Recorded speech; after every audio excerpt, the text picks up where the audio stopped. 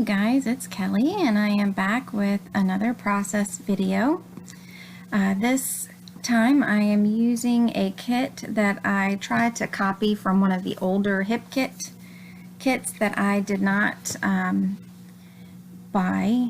This was before I was a member, and today I am going to be scrapbooking a picture of my son that was taken in January. He is a freshman, and he auditioned for district band, and what that means is we have 7 or 8 different counties that comprise of our district, and they take so many kids, and so kids are playing that wouldn't normally play together. They take the top ones from all over the different counties, and he is fairly talented with trombone, but you know, as a freshman, we weren't thinking that he would get chosen just because, you know, it's 7 or 8 different counties, and you know, there's only so many spots, and he had not been practicing as much as he should have. Excuse me. And we were thinking, you know, this would be a great lesson for him, you know, showing that if he had worked hard and, you know, applied himself more with it, that, you know, he may have gotten accepted, and daggone if he didn't get accepted. So there went that little lesson. So anyway, he got accepted into the second band, which, you know, as I said, for a freshman was huge.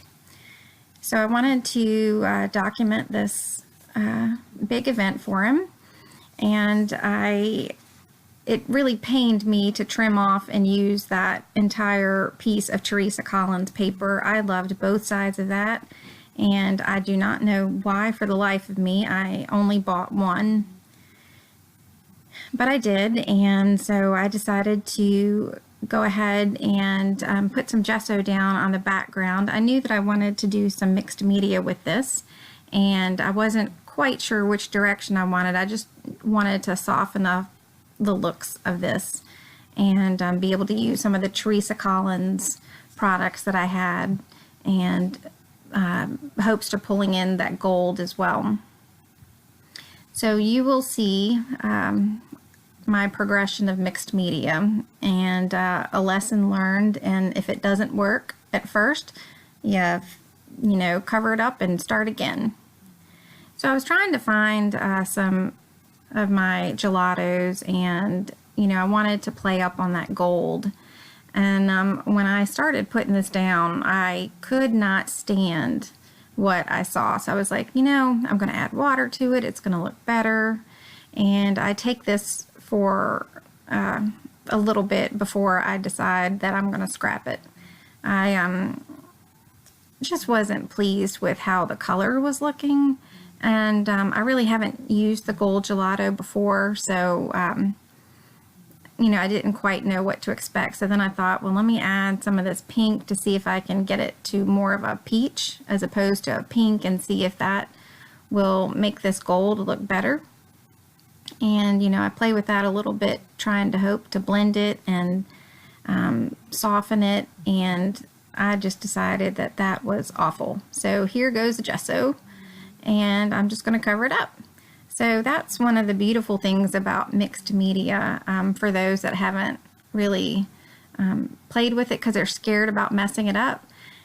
You know, gesso will cover it right back up, and you can start over. So this time I decided that I would do my mist.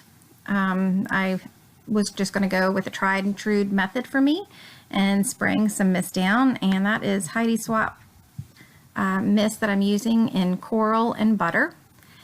And as I'm looking at that, it's just not as intense as I wanted it to be. So I decided to add some droplets and see how far I could take this.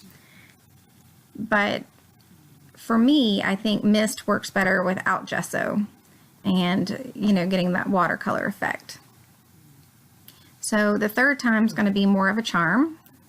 And I decided to scrap this, and I don't need to re-gesso over it, but I'm going to bring watercolors in. And this time I will come up with something that is a little bit better and more along the lines of what I had in mind. So, you know, already from the beginning, this is so much better than what I had started with the gelatos. The watercolors just moving around with that gesso, and it's just so much nicer. And the colors are more along the lines of what will look good with the different papers that I've chosen. So, and the other thing was I had this brand new palette of watercolors that I hadn't even touched, which is ridiculous. You have things to play with, you need to play. So this turned out much better, and I just took the different colors and mixed them around to get the background that I wanted. And then I decided to, I think, just leave it at this point. Oh, nope. I forgot that I added the mist at that point. I know I will go back at the end and add more mist. So for this, I knew that I wanted to put some hidden journaling. There was no way that I could journal on that page with the music paper as the background. So I knew that I wanted to put a tag back behind it, and I chose the craft tag just to give it more of a masculine feel, and decided to go ahead and ink the edges with the Tim Holtz walnut stain ink, and just a little bit. I'm not trying to make it grungy. I'm just trying to take off the white part of the edge of the pattern paper. And I put my foam tape on the back so that the tag could nestle in and I wouldn't have to worry about it sticking. So that worked out very well. So I went ahead and decided to commit to that and place that down and then get these layers started. This layout was definitely a challenge from the beginning. You know, it was a special, you know, event in his life, and I wanted to do it justice. And, you know, sometimes when you're, or for me, when I'm focused on making this important photo, you know, you want it to have a really pretty layout or something that just goes along with the theme. I think it was added pressure on me, and that I put on myself, not anyone else. So I decided to pull in that orangish peach piece of paper as well, just to play on some of the colors. And I love these gold thickers. I think they're called Buckaroo. And I decided to do most of the title and that to make a big statement. I just think they are so pretty, and I had not used them before. And I pulled out that flare button that says Shine. I think that may be from an old Studio Calico kit, but I'm not 100% sure. I just put all my flare in one area, and I don't know who I have them from at this point. So I knew that I wanted to bring in a little bit more of that orange without, you know, making it too girly or too feminine. And so you'll see me play around with the layers. And I'm going through the Teresa Collins, the 9 & Company, the stickers, and I pulled out some Maggie Holmes as well, and the My Mind's Eye Craft Market, I think, or Market Street, I can't remember, Market something, and just pulled them off. And while I pulled out that flower and I really liked it, I thought, no, it's too girly. I don't want to, you know, do that to him. I knew that I wanted to use that heart, and that was, you know, as kind of girly as I wanted to make it. I've made several pages of his that have a more feminine feel. So I did want to not do all of his pages like that. So you'll see me play around with these layers quite a bit. I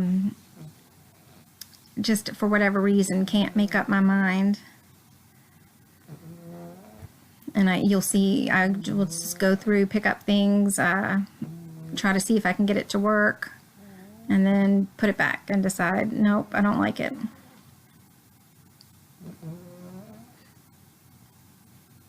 And I keep on going through the same sticker sheets. That's what's, funny in retrospect. You see the same things and thinking eventually you'll see something that, will work that you didn't think about the first time. So I did use this sticker off the Maggie Holmes, and I believe that's the Open Book Collection. And I had to make sure that the polka dots were trimmed so that you could see the exact amount. I don't necessarily have to have the edges completely straight, but on something like a line or polka dots, my eye just can't stand it, so I needed it to be a little bit straighter. And I decided to go ahead and use that Today tab, and I will take my Tim Holtz stapler and staple that as well, just to give it another texture on this. And I'm putting pop dots up, the paper layers and the photo up on pop dots raises some of those stickers and chipboard up a little bit more, so I needed to make sure that it would stay and I didn't want it to be moving.